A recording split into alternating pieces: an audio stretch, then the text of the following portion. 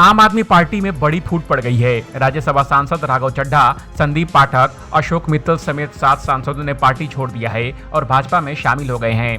वहीं राघव चड्ढा ने आम आदमी पार्टी छोड़ा तो लगता है कि उनकी लोकप्रियता को जबरदस्त झटका लगा है।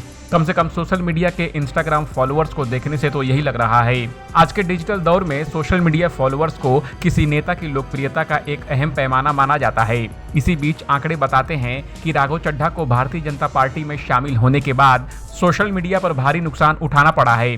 रिपोर्ट के अनुसार बीजेपी में जाने के 24 घंटे के अंदर ही उनके इंस्टाग्राम अकाउंट से करीब 14 लाख फॉलोअर्स कम हो गए।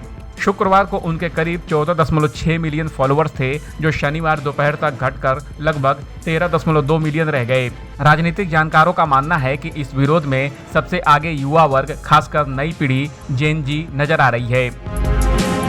अब देखना यह होगा कि डेटा और ट्रेंड्स की राजनीति समझने वाले राघव चड्ढा इस स्थिति से कैसे निपटते हैं और अपनी छवि को फिर से मजबूत बना पाते हैं या फिर नहीं। दरअसल राघव चड्ढा ने युवाओं के बीच अपनी एक अलग पहचान बनाई थी, जिसकी वजह ये थी कि वे ऐसे मुद्दे उठाते थे जो सीधे लोगों की रोजमर्रा की जिंदगी से जुड़े होते थे और जिन्हें अक्सर राजनीति में नजरअंदाज किया जाता है। इनमें पैटर्निटी लीव, ट्रैफिक की परेशानी, टेलीकॉम कंपनियों की रोज की डेटा सीमा, हवाई अड्डों पर महंगे खाने पीने के सामान जैसे मुद्दे शामिल थे।